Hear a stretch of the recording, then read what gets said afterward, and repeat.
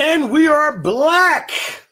Thank you guys for tuning in to the Denny Live Haters Show podcast with Lump Hamilton and Q Woods. We are in the building.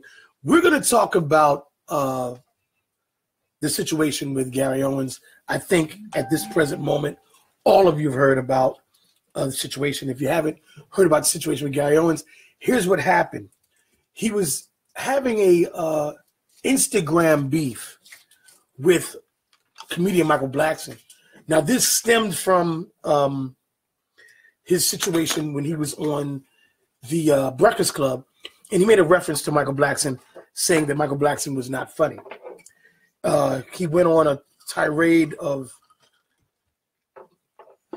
kind of joking but insultive dialogue toward Michael Blackson, asking the members of the Breakfast Club to tell him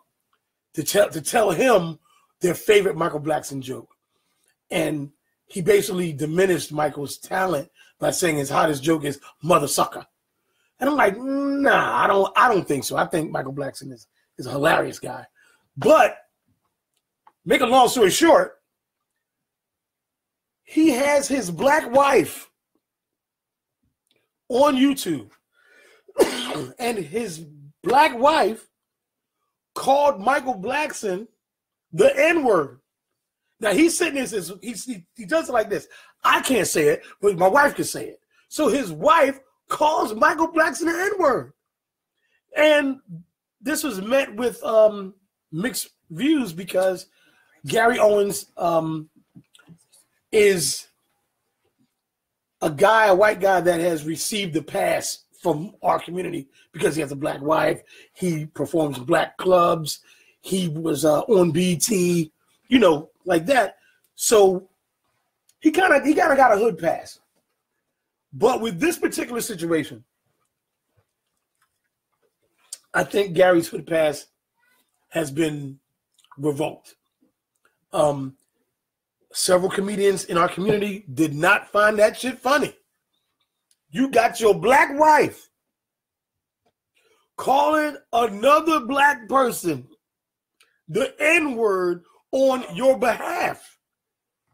That's some weirdo type shit. Well, because the yes. challenge was the Michael Blackson's response to what Gary Owen did on the Breakfast Club was to call him a nigga and then told him to say it back.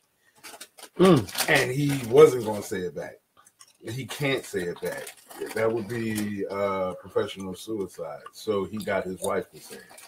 I'm not okay with it.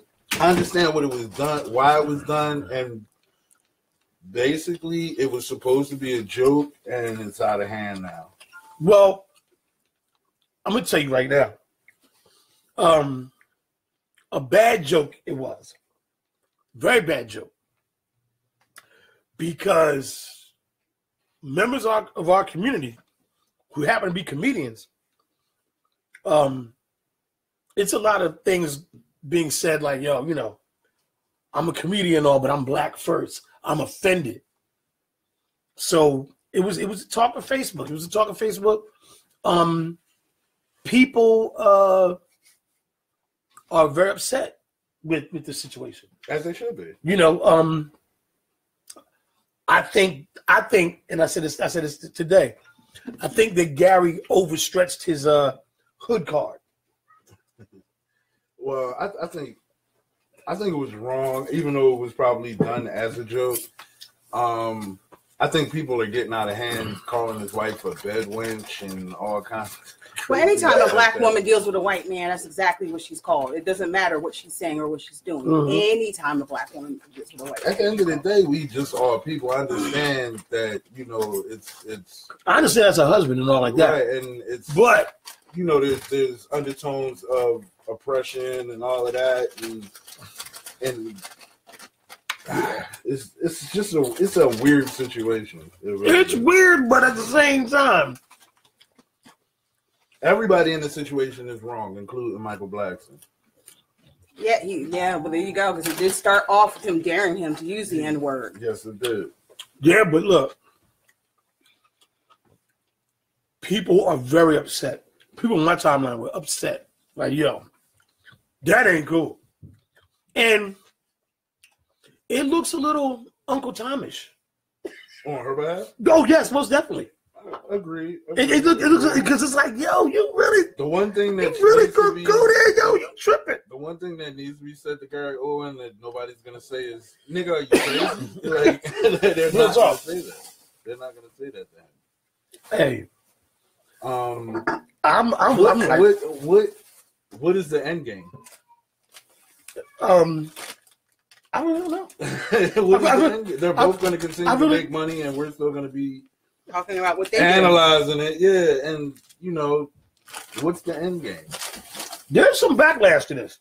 Yeah, but it's not going to affect their pockets to the point where they're going to have to stop doing comedy. No, she's not going to lose whatever profession she's in. She's not going to lose. Mm-hmm. She may lose some points on her black card, but she's not going to lose her job over it. True, but it was something that was brought to our attention, and I don't know if anybody read Qrazy's response to it, but people on his timeline had a lot of interesting things to say, and I was like, that makes sense. That makes a lot of sense. So, it's a touchy subject. To say the least, it was a bad joke. And his wife looked a little silly with that. We agree. But you know what I mean? You love somebody, you do silly things. And I'm pretty sure that Gary went to his wife and this was done in a playful manner. It wasn't, we gotta go get him back. It was more like, well, he said I can't say it. How about you say it for me? And she probably was on board. Sure, I said it for you, baby. I've done everything. That's exactly what happened. But it's a bad look on everybody, and the person that started it is not going to get any. Well, no, a majority of the backlash anyway. No, but it was. I think Troy said something. Gary Owens has let Mike Blackson pull him into some dangerous territory, or something like that. I agree with that. Mm-hmm. Most times, two-way speak from the heart. Mm-hmm. I agree with that. I agree with that being said. Yeah. So honestly, I don't think anyone really should be using that word in general because it does open the gate for people to not know the boundaries of that word, and this is a prime example of that. Yeah. I mean, it's just as bad as using the word motherfucker. Do y'all know where that started? No. No. No, I don't. I don't know the origin of motherfucker. Back in the slave days, you would put the slave master would learn something from my family. Shut up. Back in the olden days, the slave masters would, they were treating black people like cattle. We all know that, but they were trying to breed their strongest with their strongest. And sometimes they would basically put masks on the slaves' heads and put them in a room and make them have sex. Mm-hmm. And so in some cases, they would put a buck up against a relative or his mother. Mm. And that's where that came from. Really? Yes, that is correct. That's very interesting. Thank you. Lord. I mean, it's not going to stop you from using the word mother. No, yeah, but it's good to know the origins, the historical origins of our favorite cuss words. All right, so real quick. Yeah, I've used significantly less since I found out. Let's talk about stupid ass people. The girl who shot her friend on Facebook. Oh God! Did the guy die? No, he's still alive. He's still alive. Thank God for that. Yeah. I don't believe in God. Don't play with guns. Do not play with guns. I've been around weapons, being in the military. I've been around weapons just being in the hood. Yeah, well, I mean, and my pop took us to the shooting range. There used to be a shooting range at 53rd and right between Warrington and Whitney. Mm-hmm. And we used to go over there and he would let us shoot out. Don't say shoot up. Don't say shoot up. Yeah, I mean, we would shoot. Somebody tie this off for me. We are in the right area to be talking about that. I know how to handle a gun. But my thing is, I've had people play with guns around me. Guns are not toys. And both times I left. That's a smart thing to do. Both times I left. In the Army, a guy shot another guy by accident. Friendly fire? He was playing around with a sidearm in the barracks, and it went off. And he lost 3 stripes for that. Like, he was literally walking around with nothing, you know. And this is a dangerous thing. I feel bad for the guy that got shot. People feel bad for her because she made a mistake and all, but did you watch the video? I wouldn't watch it all the way. No, I mean up until the point where he got plugged. No. His literally his last words is, "Yo, I'm uncomfortable. Like, stop playing with me." Oh yeah, I heard that. And then they hopped out the car and ran off. She apparently is getting charged by Houston police because she went and tried to wash the gunshot residue. But she's going to jail. Like, they understand. Like, it being as though it was on live. It's a video of it, so they know it was a mistake. Right. Being as though afterwards, like, they called. She tried to cover up a crime. Tried to cover up a crime. Nah, she got to go to jail for that. She gotta go to jail. I don't think they're gonna roof her, and hopefully this brother comes out. I hope he pulls through because if he doesn't, well, she's gonna do 5 years anyway. She should do longer than that. No, she probably gonna do 10. Because these 10 or 15. Whatever, her phrase was something similar to these bitches be playing and talking too much shit. And he was like, "Yo, I'm uncomfortable." And next thing you know, Pat, he's like, "There's no clip in the guy." Yeah, she tripping. Yeah, she was tripping. She tripping. But keeping it real goes horribly wrong. I mean, like, people got to stop doing stupid shit. There's nothing real about that, though.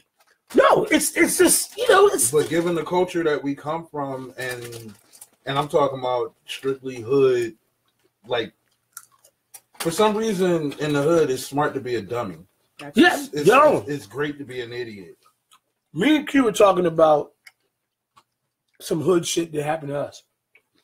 You were saying that somebody robbed your house. So many years ago, back when I was living in North Philly, in broad daylight, while I was in school and my oldest son was in daycare, people who lived 2 doors over from me broke into the back of my house and cleaned me out in broad daylight. There are neighbors the next street over who saw someone breaking into my house. They anonymously called 911 and said, "Listen, there's a group of people going into this woman's house, taking everything out of her house. Police need to show up." Police show up. They knock on the front door. Since no one answered the front door, they left. So they had all day to clean me out, and that's exactly what they did. Like, I found my son's social security card 2 blocks away. Like, they were able to literally go under my bed, like, everything. That's crazy.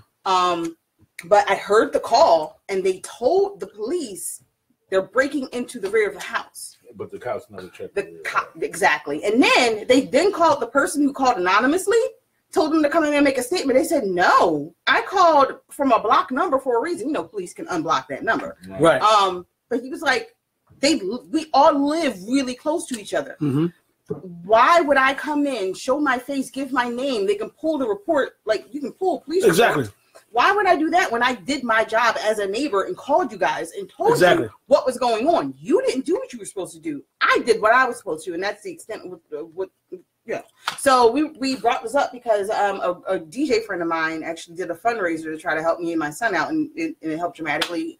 Shout out to DJ Brendan Brigham. Thanks so much for so many years ago doing that fundraiser for me and my son. But then Denny told a story about his situation. Let me tell you about this situation, and I'm going to talk about several situations. When Lump says being stupid in our community is like a cool thing, it's cool to be stupid. It's cool to be dumb. It's smarter to be an idiot.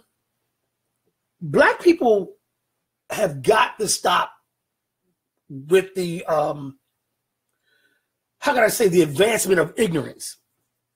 We have to stop. It's tough to do that when it's ingrained in you and pushed on you and forced. But see, this is why I always tell people that, you know, I'm different from the rest of the hood cats. You know what I mean? Same thing. Very different. My situation, I'm gonna tell you about these 2 situations that just procure ignorance in the hood. My house got robbed, right? My next door neighbor breaks in the house that me and my mom and my sister would stand, and took my stereo equipment, right? They took it, and then they had it on their porch listening to it. This is hood nigga shit right here. Wow. This is what I call epic niggerdom. So they steal my stereo equipment out the house, right? Call the police.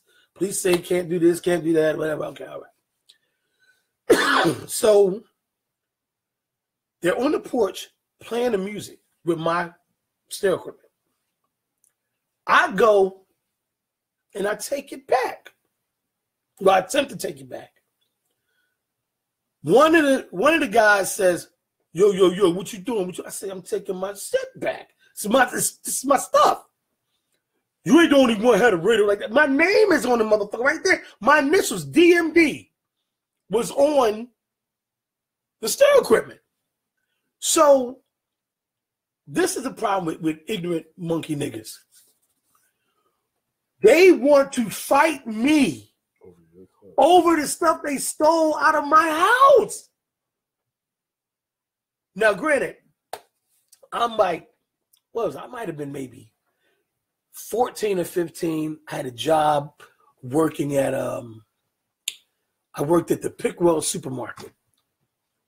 Yeah, it's Thriftway now. I worked at the Pickwell supermarket. That many moons ago. Oh, yeah, that was a long time. And I remember I got my day off. I took my little money that I saved up to get this nice ass stereo equipment. It had it was a radio, mixer, it was everything. You know, I was in my hip hop thing. Tape deck, everything. They steal my thing and wanted to, and we got in a fight over it. And the thing about niggers is that, they're niggers. We fought 3 times over something that they stole from me. I can't even like to think back on it, even then. I was like, this is stupid as shit. You stole something from me, and you expect me to be cool with that. And when Lump says, be ignorant in the hood is the coolest thing, black people do each other dirty on the block. I don't know why. They just do. We do each other dirty. And I got another hood situation. I worked at this place where a white guy, there was a supervisor, beat up one of my coworkers. White guy beats up my coworker, beats his ass, punch him in the face 4 times. We at work. This is on the clock. Boom, boom, boom, boom, boom. Picks him up, shows him everybody in the store, and body slams him on a skid of soda. Now, this is the same supermarket? No. You don't want to watch wrestling. This is many years later. Okay. This is like this matter of fact, this happened about maybe 8 years ago. I'm a grown ass man. Okay. White dude beats up a black subordinate on a city job. Beats him up. Right? I call the police. I call the police and ambulance. He's so used to doing dumb shit and being around dumb black people. He tells me, his exact words, Denny, I'm sorry you had to see that. I'm like, I'm sorry I had to see that too. That's what I'm going to tell. I called the police. I called my supervisor. We go back to the yard. I said, look, he beat my man up. I'm a witness. I saw it. Blah, blah, blah, blah, blah. So this is me. I'm always about $1. I'm like, Chris, white man whooped your ass on your city job. You never had to worry about money ever again. Right. So at the time, I had a couple dollars left. Me and Beanie Siegel had the same lawyer. The whole family does law. So I called a lawyer. I say, yo, this would happen. A man get his ass beat at the job. White boy beat him up. Here they go. He go to the job. You're trying to make this racial. I said, but that's how we're going to get paid. I said, you can't, and this is exactly what I said. I said, you can't be this fucking stupid.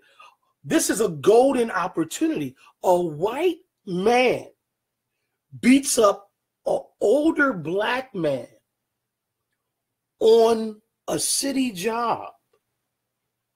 We have to play the race card because it's going to sound better in court and it's going to allow this gentleman to receive some money.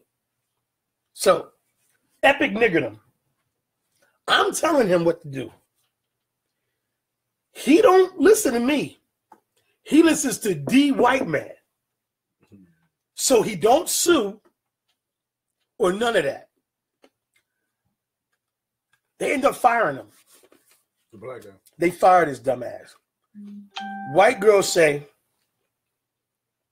he sexually harassed her. He offered her $1,000 for sex and $100 not to tell. And they fired him. After they fired him, they transferred me to another, not another department, but another location. Epic niggerdom. When I get to the new location, all of the niggers are saying that I'm a snitch because I told what happened. Now, correct me if I'm wrong. Maybe I'm wrong. I don't know what a snitch is. I thought a snitch is a person that tells but keeps it a secret that he's telling. You know what I'm saying? That's no. No, I thought no. That's an informant.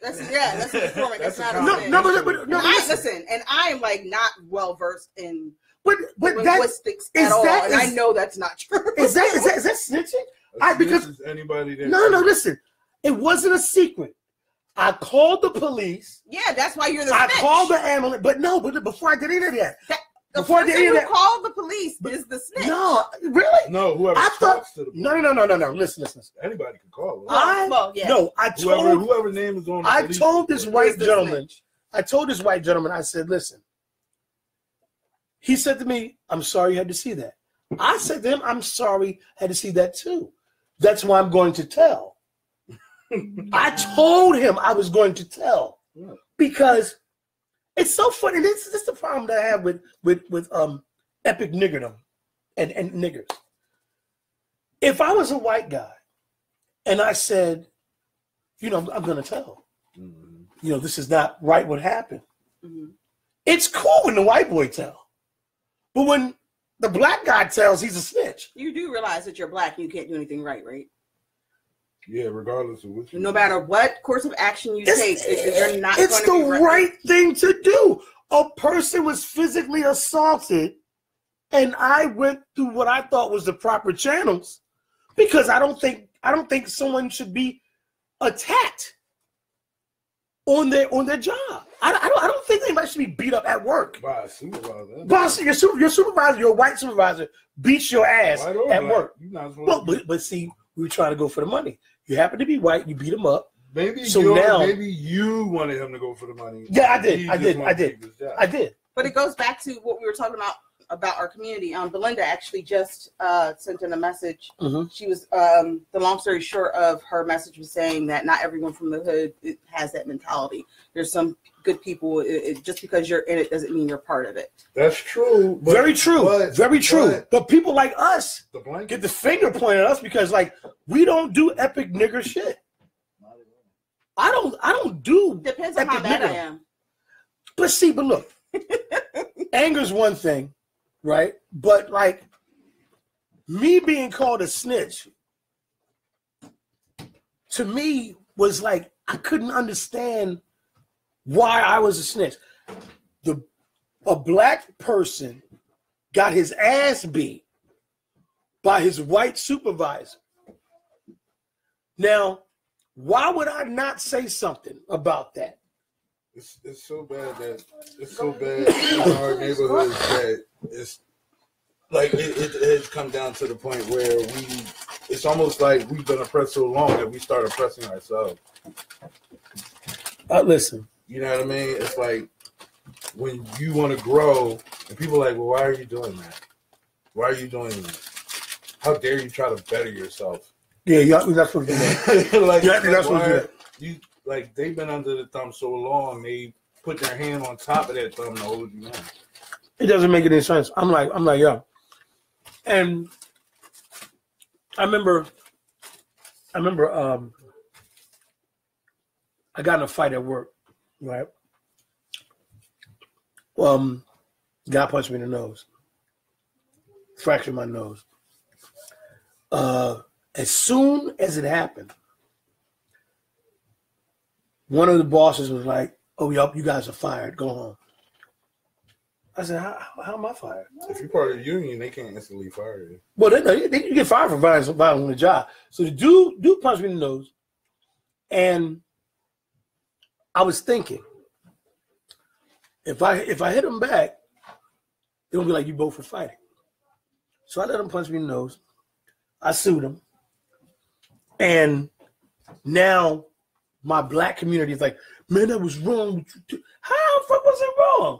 You not this is my thing. This is a problem that I have with Black Lives Matter, black people versus the struggle we have with white people that oppress us. The stuff we do to each other. Right. You put your ass in the line of fire, but I'm the victim, but I'm supposed to save you after you did something wrong to me. My thing is this, and I notice this a lot.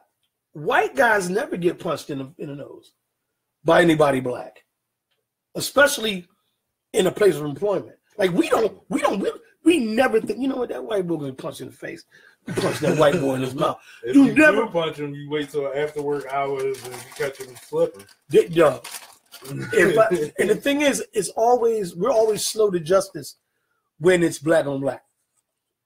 Like, you know what I mean? Like, I know for a fact, and I say this all the time at work. I said, why don't you, if you don't like what I'm telling you to do, why don't you tell the white dude you don't like it, but this is what you do, go in there and slap the shit out of him first and tell him you don't like it.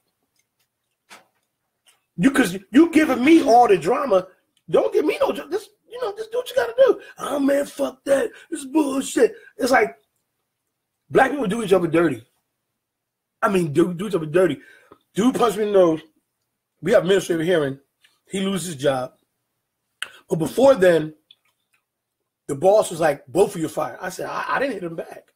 You ain't hit him back. No, I didn't. No. You have to, I need my job. Me hitting him back would be considered fighting, right? Okay, so I'm the victim.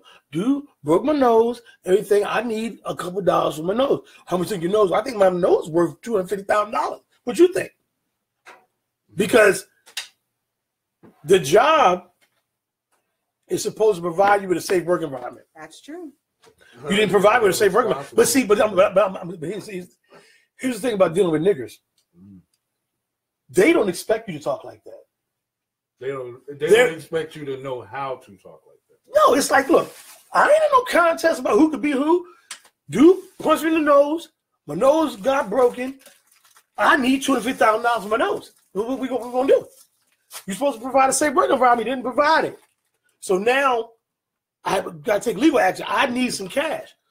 But listen, I'm a snitch for saying that. Somebody do something to you, but you're the snitch because you told. Black people. The same way the person behind my house at the time didn't want to give their information. They knew, apparently the neighbor was watching just because they knew, oh, I know she's a single mom. It's just her and herself. Like, they knew all this stuff about me.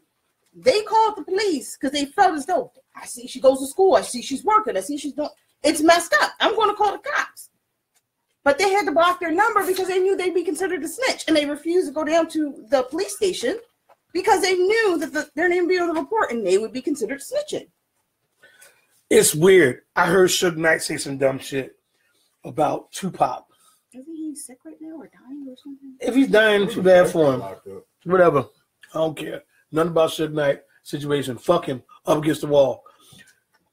They talked about the Tupac situation, right? And he said, it's not my job to help the police.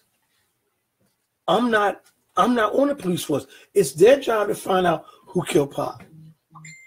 Now, if you saw the person, you my man, somebody shoot you and I'm there, and I get a good look at him, I don't play them hood games. I don't be like, well, I'm not going to look. Bobby Taylor shot Lump. He had a green motherfucking hoodie on. He was wearing sunglasses. He had on these kind of things. I'm gonna say something. Where this comes from, I don't understand. You see something happen to somebody and you don't tell. Busta Rhymes said the same thing. Somebody got shot and killed in front of him. And he said he wasn't going to tell. You saw exactly who it was. Mm-hmm. So this is why I don't really fuck with black people sometimes. I don't fuck with them because of the stupidity, the stupid shit. Somebody shoots somebody and you see it. Say something. Because to me, that's not being a snitch. Like me and you do a crime together. Mm-hmm. They offer me 40 years plus death. We killed somebody? I'm saying we did a crime, we killed somebody, we get caught. We did it together. But they only giving out death for death. Well, you know, I'm just saying. I'm being sarcastic, but I'm saying, like people, oh man, so and so snitch. How is it fucking snitch? Like the cops offered the lethal injection for information. Mm-hmm. You give the information, you don't get lethal injection. All right, well look. Well, we ain't even got to do it. Lump shot everybody. Damn. We ain't got to do a hypothetical. I can go with a real one. Mm-hmm. Steady being Qrazy and somebody else robbed the bank. I forget the other boy name. Mark Candy, I think his name was. Damn, that's pretty good memory. Mm-hmm. When they are, and a young lady got killed. Lady cop. Right. Single mom. Steady B. Larissa there. Damn. Mm-hmm. Steady B basically gave the tapes up so he wouldn't get the needle. But he's supposed to do that. Mimi wants to know why you're still chewing on camera. Because I like food, Mimi. Hey, man. You see that I'm a tad bit overweight. You do see that, right? I eat a lot of food. Mind your business. Crazy stuff. And she ain't missing no meals either. You know, Mimi got a little slim thing. She's slim now. No. She's still small, but she's got a shape now. Sorry, Mimi, not to be. Mimi, we got Mimi. You got a little body now. You need to go on her page. She got a little body, yaddy. Let me find out. Sorry, Mimi.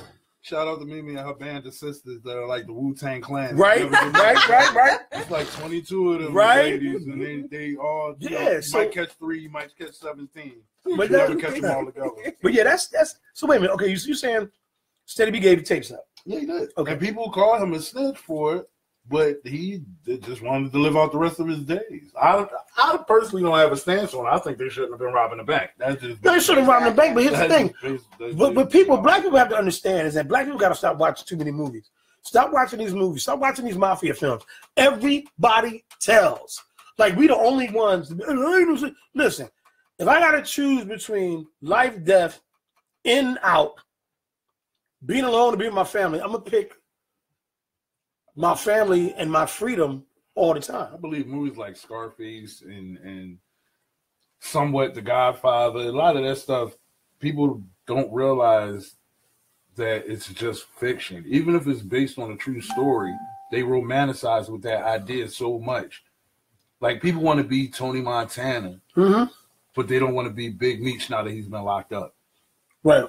You know what I mean? Like you want to instead of and. Don't get it twisted. I'm pretty sure Big Meech got his shit out the mud. But I've gotten everything I've ever gotten out of the mud. I've had help along the way, as we all have. Right. But to put yourself in that kind of danger, or put your family in that kind of danger, your next second is not promised. Why would you spend it trying to aspire to be a fictional character? Dog, it's so crazy. Jay-Z called Frank Lucas a snitch. But that snitch, right, made more money than a lot of people ever will in their lifetime. Exactly. On top of that, he got out of jail and got his money back and had a movie made about him and they gave him the proceeds. Exactly. So they say that and he didn't snitch on anybody in his organization. No, he told on the cops. He told on the cops, and he gave. Now, Nicky Barnes, was Nicky Barnes? Nicky Barnes was. That's the one that told on Nicky Barnes. Was they say Nicky Barnes was a snitch? But no. Supposedly. Let me tell you. He the one snitched on the boy that owned the Apollo. No, but listen, he go to jail for these guys, right? And the dude start fucking his girl while he's in jail. He didn't tell on nobody. He took the time. He was going to do the time. He found out that the bull is fucking his girl. I think his name was Guy Powell. Go ahead. Maybe I'm wrong, but Guy was fucking his girl. Guy Powell was probably fucking his girl. Yeah. And he told on everybody in the organization. 40 people went to jail. All because, you says, I'm in, now you want to put your dick in my girl. I'm in prison crying, so I tell. Sounds like a trade. 40 people go to jail. 40, 50 people go to jail. But, I mean, I think in that particular situation, they kind of forced his hand. But, black people in the snitch word, and you have to understand, I don't see what's so negative about telling. It's the consequences attached to it. Correct. Yeah, it's the correction. It's expecting people to live up to certain rules that other people make.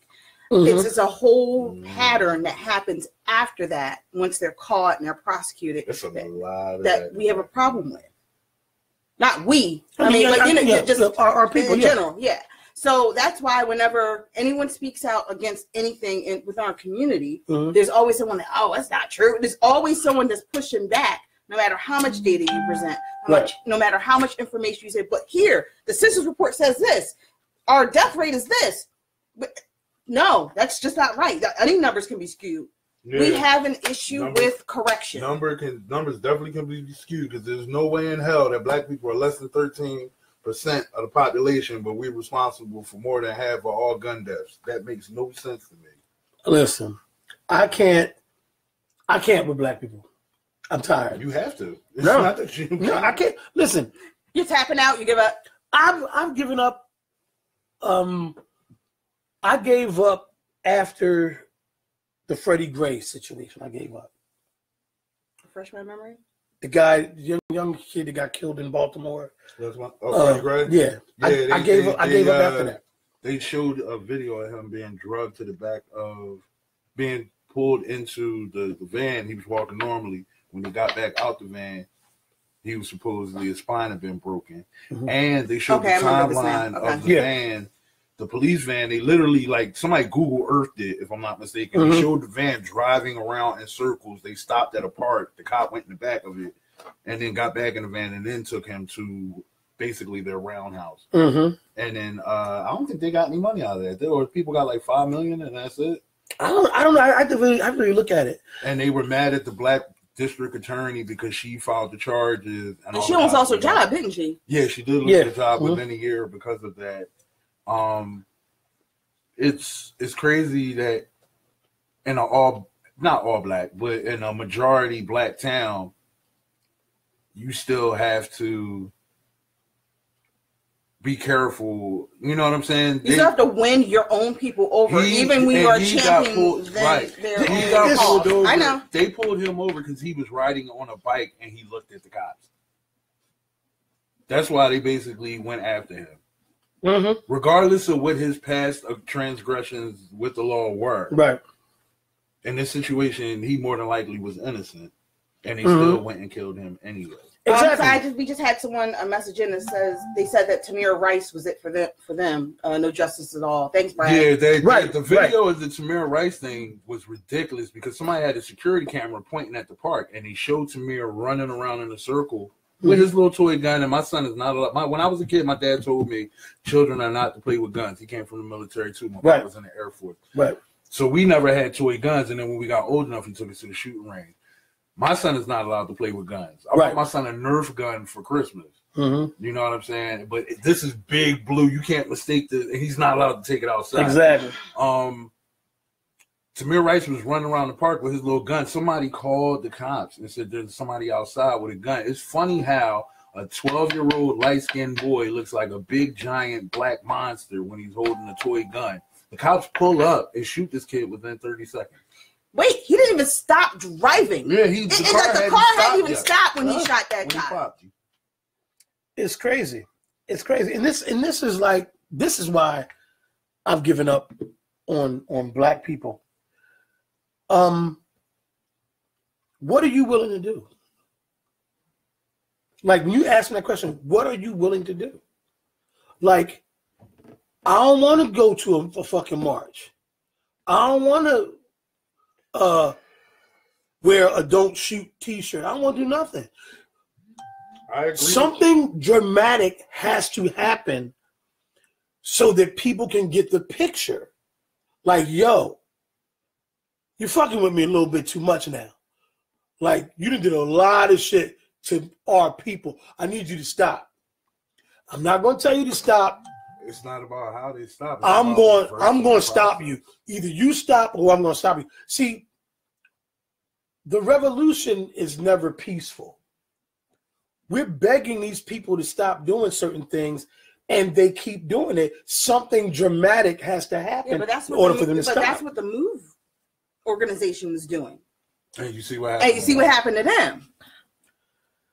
Something. I remember watching that. Yeah, I watched it live too. Back when NBC was on Channel 3, before 3 and 10 made the switch, my grandma was watching. We just happened to be over my grandma's house, and they dropped that bomb in there. And what's funny is I went to church with Deacon Good. He was deacon at the time. He's a minister now. Right. And the pastor of that church, his wife wrote a book about that. And then they moved to Florida. And they like Penny Hardaway and Tracy McGrady and all them go to their church down in Florida, which is right outside Orlando. They get millions of dollars. But I'm gonna tell you something.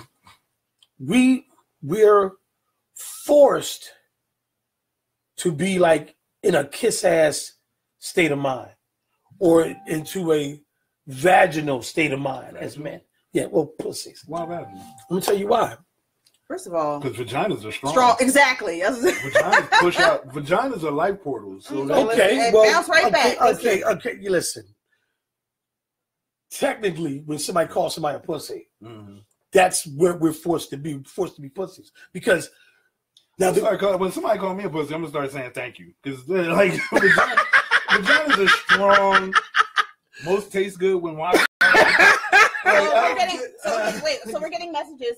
Denny, they're asking, why are you giving up on black people? One person said that the government is doing something about this stuff. It says you can't give up on black people. We're all an example of people trying to I've given up. This is why I give up. My way of thinking is very radical. When I say not. Being radical means not giving up on black people. No. Listen, my thinking is very radical, and a lot of times, I'm going to need some wine. A lot of times, how radical of you? No, I'm going to say some things right now that they're extremely radical. The police officer that dropped the bomb on the MOVE family. It wasn't a police officer. It was the cat. Whoever it was. Chief of police. Second chief. Okay. So just so we know, Wilson Good told the chief of police make reasonable efforts to bring this to an end. Right. That was his version of reasonable effort. Everyone said that he gave the order to do it. Okay to but no. That he didn't say drop a bomb on him. He said make it disappear. Exactly. Said make it disappear. Now, in my mind, dropping a bomb on an entire city block is not reasonable. So you dropping a bomb where children are, and then having your police shoot the people who make it out the building. You know how long it took them niggas to get paid? All 4 of them that survived out of the 30? Yeah, Ramona. Well, let me just say this here. I've given up on black people because this is what I believe. The gentleman that dropped the bomb. It was a white guy with a mustache. Yeah. Okay. I remember. The gentleman that dropped the bomb. Somebody should have dropped the bomb on his family's house. Yo, you dropped the bomb on his, because here's the thing. And Malcolm has always said this. He said, you got to tell white people how you really feel without all that compromise and sweet talk. They don't get it. Dropping the bomb on the MOVE, tearing that whole block up, The guy that did it, the guy that did it doesn't understand. And the only way these people are going to understand is if what they do to us happens to them. That's what we can come together and be like, you know what? It was wrong to shoot Tamir Rice. It was wrong to shoot this one. Let's backtrack for a minute. Yes. You said like you're not down with doing marches and all that, and I'm with you. I'm not. I agree with the sentiment, but marching accomplishes anything. Nothing. When you march down the middle of a metropolitan block where it's already poor people and this, that, and the third, it doesn't count. I told somebody one day, call me when you go into the 1%'ers house to go march. Exactly. But they'll never do that. No. Because those people are the ones, like I'm in a lot of these houses because of my job. It's like it's not that they don't care. It's that they don't get it. When you're above, when shit rolls downhill. When you're high enough on a totem pole that you don't even smell shit, let alone see it, it doesn't bother you. Listen. So it may be on TV. Like if you live, like, all right, people in Philadelphia, when they were doing all that marching last year, the people that live out in Montgomery County and Bucks County, they look at the TV and go, what a shame those people are so misguided. Because they don't understand what they're marching for or what they're marching about, because they haven't lived that life. They haven't seen what we've been through. And when I say we, I don't mean just black people. I mean the poor, struggling 99%. You know what I'm saying? Whereas, like I said, when y'all ready to go march at the 1%'ers house or that 1% neighborhood or that gated community, give me a call. I'll come help out. I'm fuck all that marching and all that other shit. Alden Sterling, Tamir Rice, Sandra Bland, Philando Castillo, all this other stuff. The people that did those shootings should have a member of their family shot. Terrence Crusher. Really? That's the one that did the shoot. She didn't lose her job. She just recently got fired. She should get shot too. See, this is my big problem with all of this. You want to give bullets, but you don't want to get none back. That's the problem. That's life in general. No. I believe in being fair, and this is why I've given up on this whole Black Lives Matter, black this, black that, black this, because for me to say that, they want to make Denny the bad guy. Oh, that's terrible. You're a racist. I'm not a racist. I believe in equality. I believe in freedom of speech. I believe if you give me something, I should give you something, whether it's good or bad. If you punch me in my face, I should be able to punch you in your face. Because now when you punch me in the face, it hurt very badly. It took time out of my day. It made me sad. It made me depressed. It made me feel disenfranchised. So you should get punched in your face too. Now that you know how it feels, then let's come together and talk about how we shouldn't punch each other. So we just got a message. One of my birthday twin, he said, he and I have had numerous discussions in the past. We went to high school together. Mm-hmm. He said, black people and white people live in two separate worlds. I will agree to a certain extent. It goes back to class again. It's a classism. So first of all, black men and black women are fighting against each other because that's all we really know. Let's be honest. We can't communicate in the manner in which we can really build together. There's just so much hurt and so much anger within us, right? Mm-hmm. So then anyone who can identify with us outside of that realm are usually poor, but they're told, well, you're poor because there are people who are lazy, who are black, who are getting things easy. You can't spend 500 years building this country and then fucking get told you're free and then start getting called lazy. And that's how logically you're supposed to look at it. But think about how Hitler got into power. By separating people the way propaganda. Propaganda. Yeah. Hitler told a lie 3 times, and once it was said the 3rd time, most time people believed it. This is what Adolf Hitler did. He put propaganda out there against the Jews, and when he put that propaganda out there, he put it out there before he actually started killing them. So when the propaganda was out there, when it came time for him to exterminate the Jews, people did not feel as bad for them being exterminated because the propaganda made it look as if these people deserve to die. Don't forget, black people were also exterminated. We Exactly. were also part of exactly. that. Oh, Black no. people- At the exactly. same time, let this be known, because people don't know about it. At the same time, Hitler was running around killing Jews, and in Europe, there was a king named Leopold in Belgium that killed 3 to 4 times as many black people. Exactly. In, I believe, the Congo. Exactly. They had human zoos in Belgium at this time, the early 1920s. They had black people literally, look, these are not human. Listen, the reason I gave up on black people is this. Black people are not dedicated to being black. They're not dedicated being black is to the power. No, they're not dedicated. Black is different for every person. My definition of being black is different from yours, which is different from hers. No. It may be, but here's the thing. It is. The people that practice white supremacy. Oh, for sure. Right? If they can argue and fight and do whatever they want, but they are dedicated because they have a common to enemy. You not being in power over them. There's nothing more important than being white. We're not in power. There's first of all, it's still written in the Constitution of the United States that black people are 3/5 of a person, and most states have it in their legislation that if you have any drops of black blood in your skin, you're black. So take all those people, and all of those people are not looked at as people because they're still 3/5, regardless of what an amendment says. It's a shame that they came here for freedom but enslaved other people. And they use religion to do it, though. They use religion to do it, and that's another reason why I gave religion up. Our religion is man-made, all of it. There's nothing that can be said to combat that. Nothing. And people irk my soul when Jesus did. Jesus don't know you. We don't know if Jesus existed or not. I don't believe that.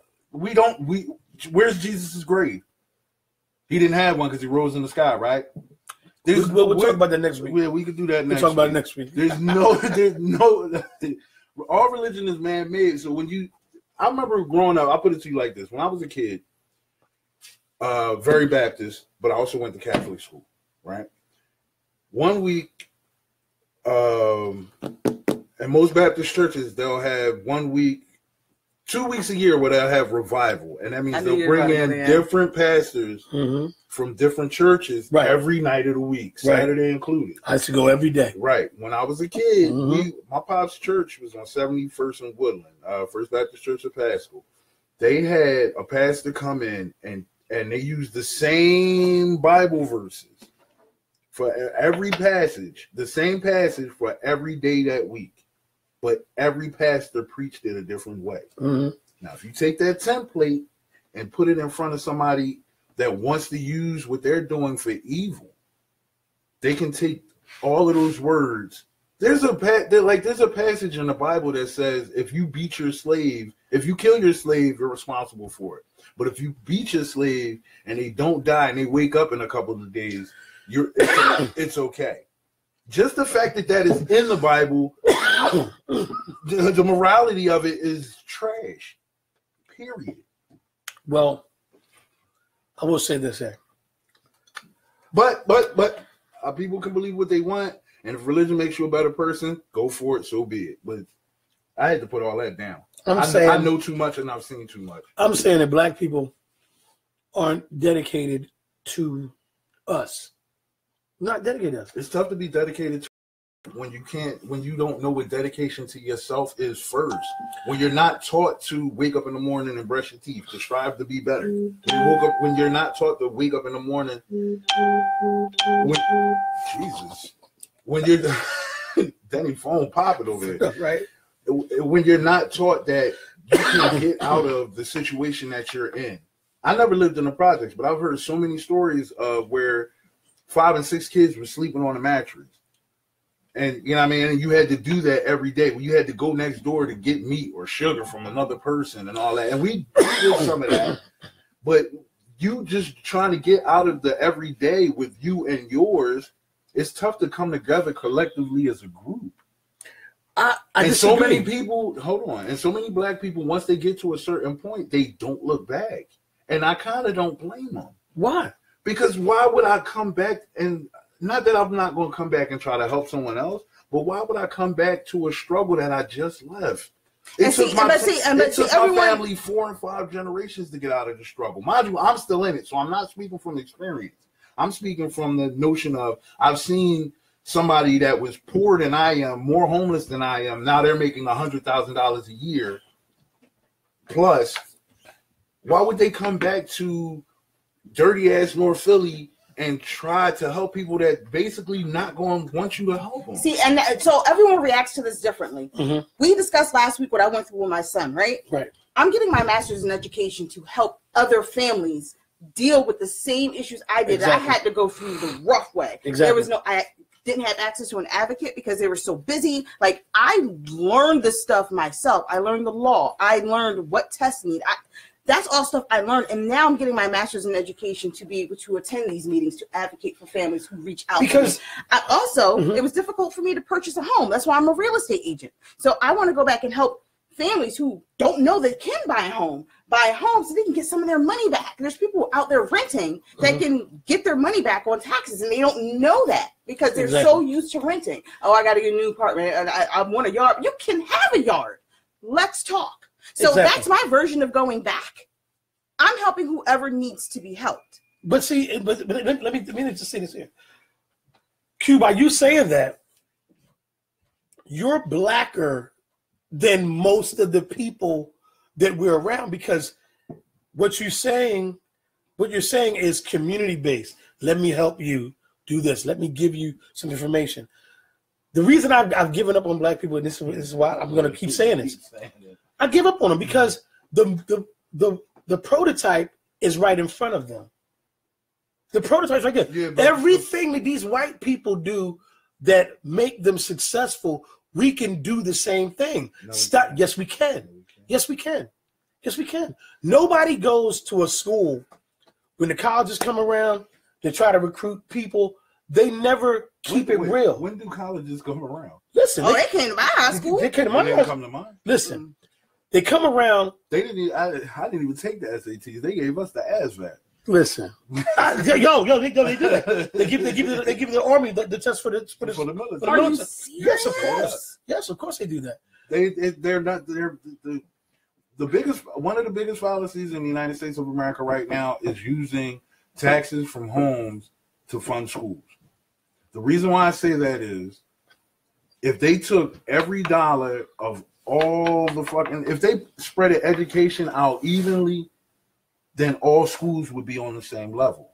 They don't want that. They don't do that. Listen, no, he's right. When Bernie Sanders ran for president against Hillary and all that, I was on my Twitter and I read the statement.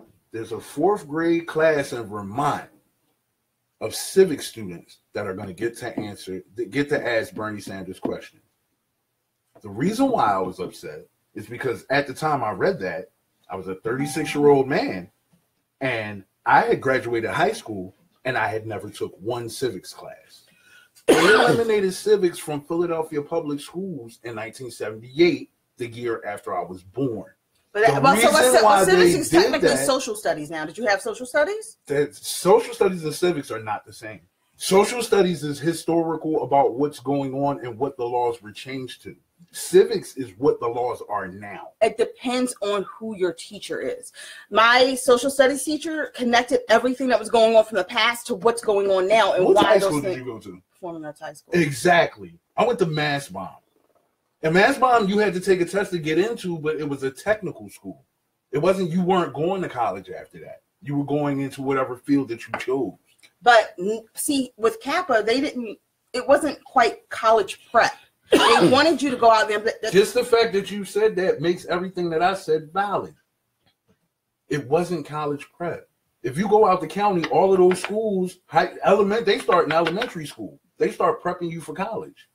I actually just fought out here. That's actually not. It's not like. Well, maybe it got to be a little further out. Yeah, that might be the case. Yeah. But like I said, the biggest foul you see in the United States, or one of the biggest, because there's plenty of them, is education money is not spread evenly.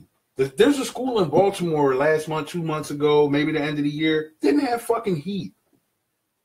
Didn't have heat. Where was the school at in Baltimore? Right? It was in Baltimore. Okay. Didn't have heat. Okay, listen to me. So how do you expect these people to have books and teachers that come like no shade towards sports, towards people that play sports and get millions of dollars for that. But teachers should be paid more than professional athletes. So wait, let's rein it in. Let's bring it back to schools being funded. Let's talk about our area. Okay. So Philadelphia is one of the highest taxed cities, and a lot of their money goes back to Harrisburg. Correct. And then Harrisburg then distributes the money to the rest of the state. Which is a bunch of bullshit because Philadelphia's school system is not governed by Harrisburg. But the money it's its own body. But the funding is. So I'm not in Philly anymore, but Philadelphia sends more money to Harrisburg than they get back into the system, right? Exactly. So a lot of one of the major reasons why the Philadelphia school system went down the way it did is because Coca-Cola was one of their number one contributing funders. Remember in high school, we all had soda machines, Coca-Cola. Mm-hmm. That's why they were putting their soda machines in the school in exchange for them donating money to the school district. Mm-hmm. Then we got healthy. They didn't get healthy. They're still serving trash. I know what you mean. They removed the soda machines. So then Coke's like, well, why would I keep giving you money if you're pulling my product out of school? Exactly. And so it's been going downhill from there. So Philadelphia is giving more money to Harrisburg than they're receiving, and they're not receiving enough. People who are donating to the system are being screwed over in their eyes. So in turn, they're no longer donating. So it's just going to continue going that way. And those charter schools are trash too. Of course. Not all of them. A majority of them. I heard a story about a charter school. I think it was in Germantown, or what they like to call Uptown Up Gold Guys a few years ago. It was like the second week of school, and the kids showed up, and there was nobody there. They had ran out of money. Well, here's the thing with charter schools. Charter schools are the precursor for eliminating public school. Public schools are going to be eliminated totally. And when you talk about colleges and you talk about the disparity as far as the success level of blacks versus whites, when you talk about education, our children are what they see on TV, what they see when they're looking at their favorite rapper, their favorite athlete. The bottom line is balling, money, getting rich, whatever. But no one ever goes to the hood and say, let me be real with you. You want to make money? These are all the jobs that make money. The person that picks this career, doctor, lawyer, judge, whatever, these guys make a good living. A dentist makes a good living. So if you want to ball out of control, this is what you need to prepare for. This is what you need to be able to take these courses and go to college. This is what you have. The emphasis is never on education and what the outcome of a good education, what it can bring you. So back when I did collections for the Department of Education, that is where I learned the hardest lesson. Doctors take out all these loans, dentists, they don't ever really have to pay them back legally. No, they don't. Because they make enough money to buy everything in cash, right? Mm-hmm. They also become self-employed. So their wages cannot be garnished. Exactly. So you can just become a doctor or lawyer, have your own successful business based on the education in which you took out all these loans for, and just not pay it back. They'll get you a state when you die. It depends on what state you're in. Right. But while you're living large. See, nobody ever goes to the hood and explain to our children what path will put them on a path of success. This is why, I've run into young people who will tell you, I want to be a rapper. Okay. You want to be an actor. Be a rapper or rapper? Because they see all the flashy stuff. But you could have that same stuff but doing something else. You don't have to be an entertainer or athlete to get paid. So one of the things I've been doing in my capstone research is talking about why certain minorities just don't go to higher education, right? So, for instance, it's not available for them. Well, that's one of the issues. But another issue is they just don't see others successful in those roles. So, for instance, let's take the most displaced demographic amongst Native Americans, right? Mm-hmm. Their graduation rate is the lowest across the board. Fucking school. Because they don't see their own people teaching them. But that's the rub. So if you don't graduate from high school, you don't go to college. If you don't go to college, you can't become a teacher. You can't go back to your community and say, hey, I'm Native American. I know this stuff and I'm teaching you. And that gives them a path. It lets them know, well, I can be a teacher. They don't have that because no one's finishing. And part of it is because the school system is set up on the European teachings. Exactly. I don't care about what happened in 1859. But that's what you're getting tested on. Exactly. And so that and so it's so that's why the Europeans, anyone from those related countries, do so much better than Native Americans, Black people, Hispanic, and I'm also breaking it down to ethnicities because you know how I am about race and ethnicity, two different things. But that's why we don't do as well because we're not taught in a manner in which we're used to learning because we're told stories that links to our lives for as many generations back to Africa. Exactly. That's not how they do it here. Columbus sailed the ocean blue in the year 1492. I don't know Columbus. He didn't help me. As a matter of fact, he helped me do the slave trade. So why would I be attached to that information that was provided? But see, nobody keeps it real with our children. First of all, and this is no disrespect to the educational system, but you cannot be successful without math and science. They're the only. They're the only. Math and science reading. You have to be able to read, but it should be math and science because the world is built off of math and science. That is correct. So, like when you have these people they're in school and someone tell you, "Oh, what's your major?" I'm a music major. I want to say, why the fuck are you a music major? Music majors are sleeping on park benches. What is your major? Oh, my major is drama. So you're paying the same money. I'm just saying, you're paying the same money that someone, let's say a guy wants to be a math teacher. Now, when I was growing up, when you went to college, and college is a big scam any fucking way. Yes, it is. You major in math for 4 years. You graduate, you're a teacher. You didn't need a master's degree then. You didn't need a teacher's certification back when I was in elementary school. You went to school for English for 4 years. You graduated, and you were an English teacher. Probably an English teacher. That's state regulated. It's different in every state. I could go to Delaware right now and become a teacher. We'll see. In the state we live in now, you have to get a teacher certification. You have to have a master's degree. They do all this stuff. Join the union. Yes, they do all this stuff.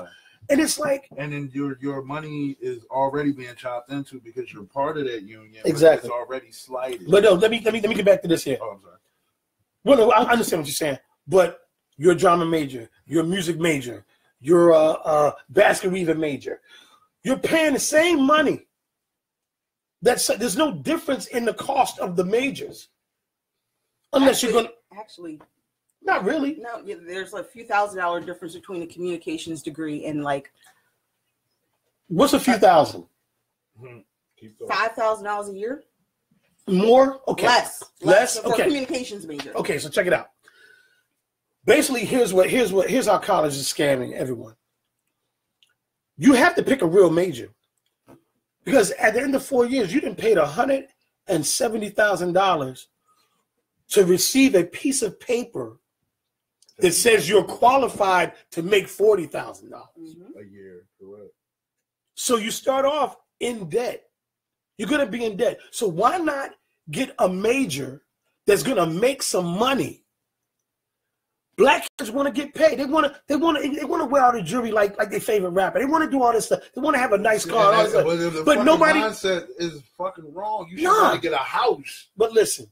They want to live. Get all of that. All of that is included. They want to live a certain way. So who makes the most money?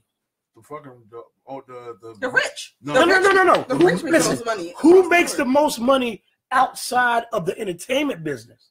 The moguls, the people that own. Listen? Not just the people that own the companies, but let's say doctors and lawyers make the most money. The guy that's a dentist makes the most money. Nurses make the most money. Teachers, college professors make good money. No, they don't. Because if you're tenure, then we can talk. But outside that, I'm housemates with a college professor, and she makes no bread. And I did student loan collections, and I've had to track down professors. I know they don't make a lot of money. I know professors that are making 90 something. They've been doing it for years. They've been doing it for years. And but whatever you can make teaching, a good living. They have a niche on. But you can make a good living as the dean of Temple University, the dean it takes time to get that. Not only does it take time, it also takes respect, because if you don't do the typical path in which you go and get your PhD, because that's what they want you to do to teach in the college, right? You have to be successful in your field already. So, for instance, my major at Temple was broadcasting, telecommunications, and mass media. So the person who taught my senior seminar was Amy Caples, and at one point she was an anchor for one of the news stations. That's how she was able to get her position. She never got her PhD or her master's, but because she was right. It's like Q-Tip and KRS-One teach at universities, and they get paid to do so. Mm-hmm. But they only got those roles because they only got those jobs or were eligible for those jobs because they were already successful in the music industry. Exactly. Okay, but check it out. We have to be more realistic with our young people. Being realistic right now means 2 Chainz is going to be a college professor in 5 years. No. That's real. Listen, that's realistic. Okay, but check it out. We both are part of this entertainment. All of us are part of this entertainment business, one way or another. Correct. I know rappers who are never going to make it because they have no talent whatsoever, and I know people that waste valuable time in their life on this music shit, and they're never going to make it. There's people when you can waste that same time going to school, getting education, getting your real estate license, something like that. Something that is attainable and feasible. Something that is reachable. Like, I'm going to be a rapper. I'm going to be the baddest rapper who ever lived. I'm going to make all this money. Okay. Tell Kendrick Lamar that. Tell the people that are rapping right now that. Is there any room for you? There's no room for you. It's not about it being room because people make their own way. Cardi B's album just came out within the past 2 weeks. She cannot rap worth a damn. Listen, but yes, she can. But no, she can't. But she's marketable. She's better than MC Hammer. She's marketable. She's better than MC Hammer. MC Hammer she's better than Young MC. Than a lot of rappers. She's better than Vanilla Ice. Huh? She's better than her boyfriend. I don't know her boyfriend. Offset, he horrible as fuck. That's why he knocked her out. A lot of these rappers are trash, but they're making money because they're dumbing down them. They know kids are listening to music. There's no new age Rakim. There's no new age Big Daddy but my Kane. thing is the worst thing that they allowed to happen to the black community, in my opinion, or one of the worst things, was they stopped letting them drop jewels in the music. So that the music is in the music is great, but the words are inaudible. So this man could be telling you he could be telling you to kill yourself mumble rapping, but you'll never know it because he don't. I'm coming out with my album next year. I rap better than half the motherfuckers that's on the radio right now. In the shower, I'll be killing it. I don't kill shit in the shower. I'll be beat on in the car and be going crazy. But let me tell you, somewhere right now there's a young person wasting their time on his music thing. You can't tell somebody that their passion is being a waste. I've been doing stand-up for 7 years. Right. Mm-hmm. Within my first 3 years, I was told by a lot of black people that I am not funny and I should not be doing this. Mind you, I started at the Laugh House, the same place where Kevin Hart, Two Gray, all them came from. You know why I never stopped? Because I already knew I was funny. You know why I haven't blown up? Because I'm not worried about blowing up. When I get to that point, I get to that point. Should I ever get to that point? I'm not saying none of this shit is guaranteed. Well, none of it's guaranteed, but I mean, it's too late. I'm headlining show. I already know. But it's some people out here that are wasting their time. But here's the thing. Here's the thing. You have to be well versed in your craft. You mentioned drama majors, right? So I went to Performing Arts High School for drama, right? for college, I wasn't going to continue doing more drama stuff because I'd already been to Freedom Theater. I already been to Kappa. Like in Mastering, they really That was one of my big mistakes. I should have went to Master. Oh, listen, honey, shout out to Leslie Odom because he went to Masterman and Kappa with me, and he is now a Tony Award winning author. He has an author. National anthem. Yeah, Something. listen, he's one of the best men I've ever met. He's such a great guy. But when I went to Temple, I was like, all right, I know that what I like to do. Go ahead, continue. I know what I know. I want to be in the entertainment field. I'm not going to continue getting these degrees in drama because I have all these years experience. So what I did was I started off as a film major because I was head of the film and video crew in Kappa, but I never physically learned how to edit film.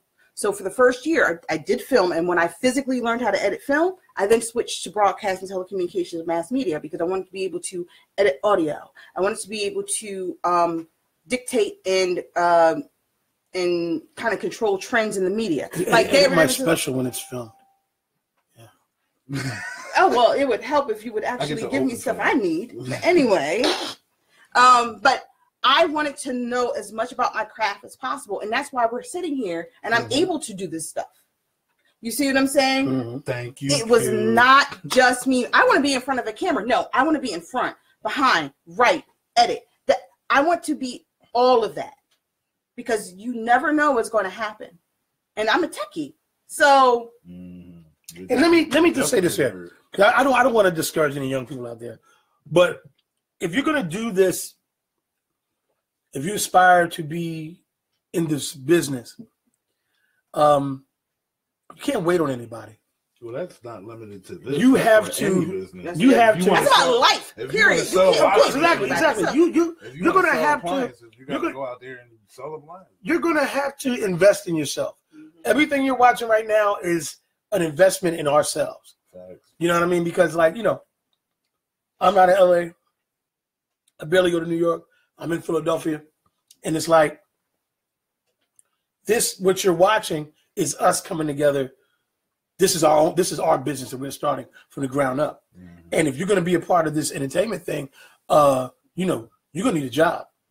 Ain't nothing wrong with having an education and bringing in some money, and then hold a boom mic, and then putting that money into yourself. What you're doing.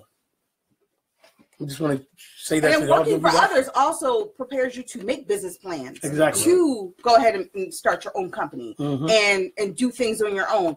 Sometimes you have to learn under people. Like I helped grow a few franchises throughout my professional career.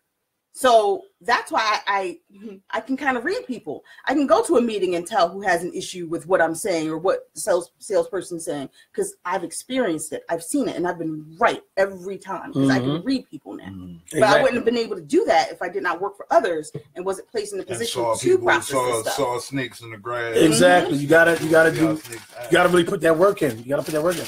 But our young people, nobody goes to the schools and say, look, doctor makes this, lawyer makes this, dentist makes this person makes that. Because the goal of education is to for our people is to not necessarily be business people or business savvy, but to get a job that's comfortable and stable, and you can buy some big shit, nice car, nice house, dress nice, take care of your family.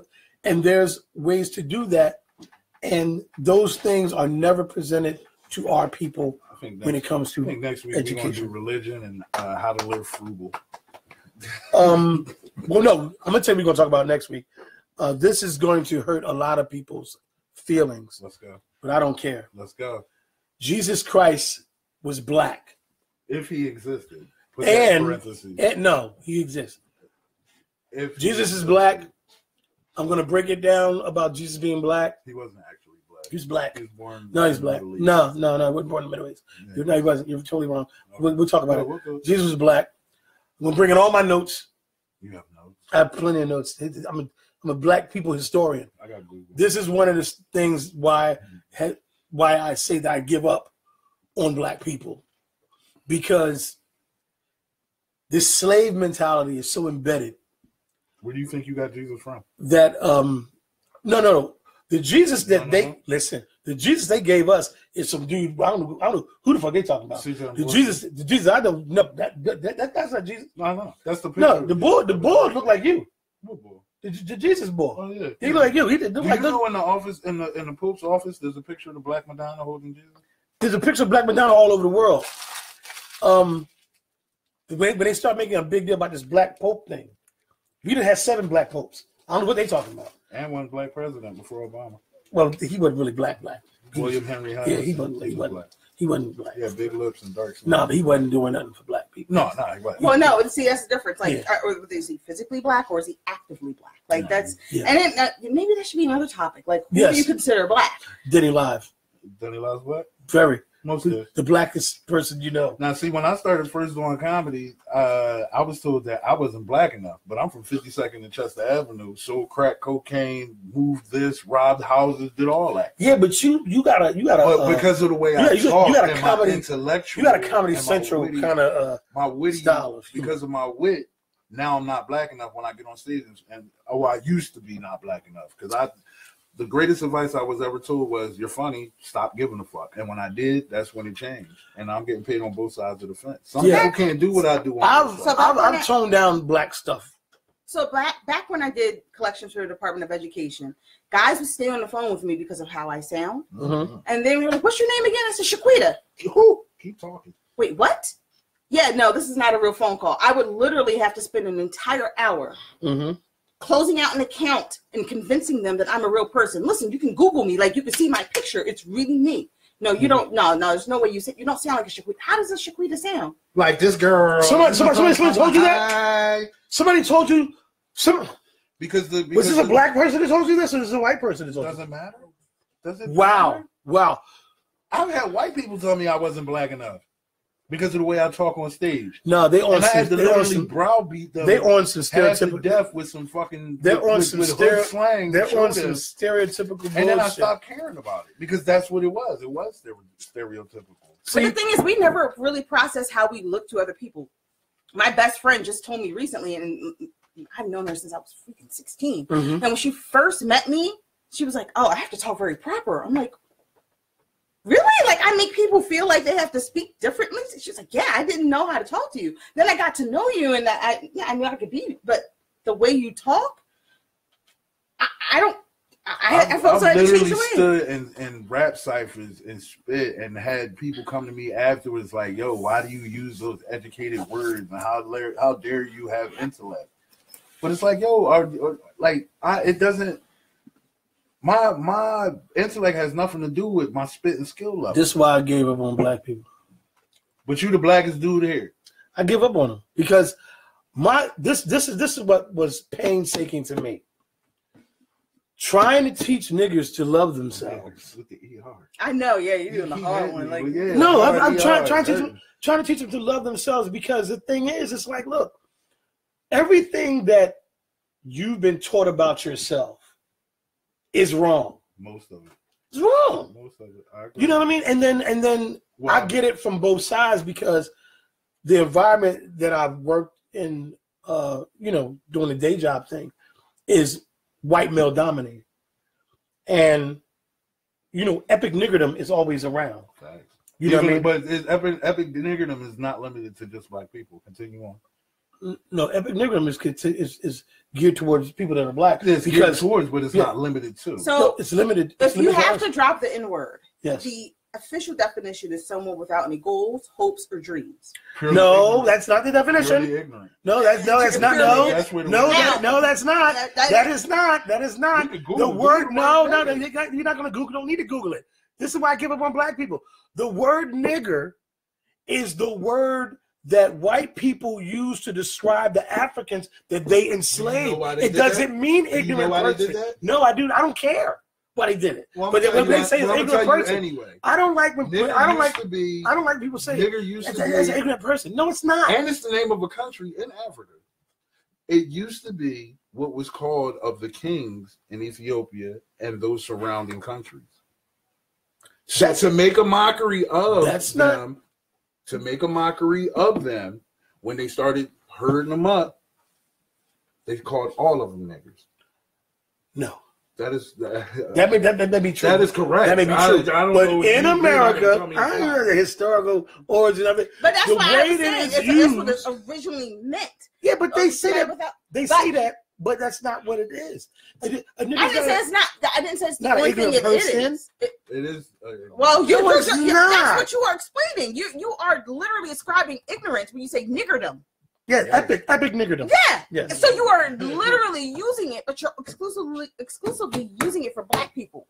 Yes, because that's what is identified with when they use the word. It's the same way your oppressors used it. Exactly. So here's why I gave up. I get tired of trying to teach niggas how to love each other. I get tired of them not knowing about themselves. I get tired of we're niggas. Intentionally not taught our history. I don't like the fact that niggas will do anything that hard ER. Listen. Yeah. They do things in order to maintain white friends. They don't ever want to address our issues because they don't want, because niggas niggas have white friends. They don't want to upset they don't want to upset anybody that is white by talking about their struggle. So it's like, I'm giving up. There's a time and place to bring all of that up. You just can't, in the middle of lunch at Wawa, just be like, yo, who the fuck? I was oppressed. When I worked at this particular place, everything was cool until I had to rally my intelligence. Everything was cool. Define rally your intelligence. When I had to use my brain. Oh, okay, continue on. Right. When you happen to walk past the locker room and you'll hear, yo, nigga, that's some bullshit, nigga. Ha ha, nigga, what the fuck, go ahead, nigga, that's some bullshit. And then when a motherfucker try to play you, and you're like, excuse me, I beg your pardon. That doesn't make any sense whatsoever. Once you have to deal with a white guy in a, when I say verbal confrontation, not necessarily loud cussing and stuff like that, but when you're conveying your idea of, hey, that doesn't sound right. Let me tell you why that doesn't make any sense. When you start talking like that, white men get offended because they get very offended by me because you just walk past the locker room. Nigga, go ahead with that shit. We're going to drink today. And then when you try to play it out and it's conveyed to you a certain way, this is where they have an issue. They have an issue. So they want to say it too, so bad. Of course. But they have an issue because that person that you are in the locker room, not dealing with a serious situation, they're not used to somebody look like me dealing with a serious situation and articulating the way I do, because you're surrounded by these hood cats. So you expect me to be just like them. That's why, like I said before, Q, when the dude was on Periscope calling me a nigger, I said, no. You can't call me a nigger. You got to put super on the front of that. Because I'm different from all the other niggas that you talk to. I'm still distraught over that. No, you got to put super. You let him continue to be, because either way, you're still letting him call you a nigga. But you got to put super. Yeah, putting super doesn't help you. It helps him. No, it doesn't. No. He still gets that push out to be able to use the N-word. No, but check it out. I'm not JJ from Good Times. I'm not Ice Cube and Boys in the Hood.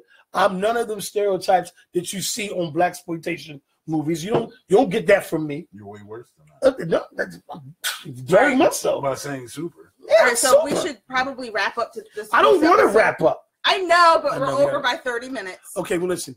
Tune in next week. Wait. All right, so any projects this week? Nothing. I might be. Next, I should be back in time, but next week, next Saturday night, I'm performing in Chambersburg, Pennsylvania. Shout out to Legacy of Labs and Big OC Diesel and his partner Isaac having me come out and feature. I was invited back to the Delinquent podcast pretty much for the rest of the month. So yeah, I was too. I might show up. Hold up. How y'all inviting these people to the podcast? Y'all ain't invite me. You're not going all the way. You ain't going. It's in media. It's in media, dude. It's in Media, Pennsylvania, which is straight out Route 1. I got a car outside. It's at 9:30. At night? Yeah. Oh, I don't know. Yeah, exactly. I don't know about that. Yeah. I mean, it's a fun podcast. It's really a lot of fun. Okay. And they're really nice and great topics. They seem like very, very good guys. Yeah, and Tommy's part of it. Yeah, Tommy Turner. Shout out to Chris Senna. Yeah, but I used to have the N-word conversation with him every Sunday. We used to go to the diner right there on Baltimore Pike every Sunday morning and just talk about politics. Shout out to Chris Kamufa and laughcast.com. And April 20th, I'll be performing in Washington Township, New Jersey. I don't know where, but if you follow me on all the Denny Live outlets, you'll see the flyers and you'll see everything. April 20th, and then I'll be out of town after that. And then sometime I think June 10th, I'll be at Temptations with Top Flight and some other very talented people. And hopefully by that time, Q will be there filming me. And also, we're going to make a lot of money. I'm also in talks to potentially produce and engineer another podcast. I'll announce that. What? You cheating? Hold up, you cheating on us already? Ain't no ring on this finger. Whoa, what you talking about? It's the third week. I know I missed the first You work week. for the Denny Live Hater Show. You don't be doing podcasts or motherfucker. That's bullshit. Listen, this is why we got to keep giving her Jen. She won't. Motherfucker, with a Jen. No Jen. Now shit's over. Damn. Gotta get it at the beginning of the show. So thanks everyone. Follow Qrazy on Facebook, on Twitter, Instagram, Qrazy.info, Qrazy info, or Qrazy. Denny Live TV, Denny Live, the Denny Live Hater Show, Denny Live TV, the Denny Live Hater Show on Twitter. Follow me on Facebook, Denny Live Hater Show, Denny Live Hater Show, all things Denny Live. Holla at your boy. You can find me on Instagram at lump_Hamilton. Find me on Twitter at @_lump. And I'm not giving my Facebook out right now because I have a stalker. We'll talk about that again next week. We'll talk about that. So next Sunday, we're going to talk about Jesus being black. If he existed at all. Jesus does exist. He's all black. Is He's your cousin. Believe in Jesus. All religion Jesus. Is man-made. They oppress us with Thank you for tuning in to the Denny Live Hater Show. We'll be back next Sunday, 2 p.m. Oh, and share. Please share, you guys. And invite people to the group. You ain't got to share because I'm going to share. Please share. You don't want him sharing. I want you to share. He will pop up at your door and I can listen. Did you share? You should watch it. Share it so he don't pop up at your door. Why you ain't sharing? He will pop up at your door. Huh? How's your boy? All right. Peace. I'm gonna be so successful. Oh, do this now, Q. What? I'm gonna give you this information.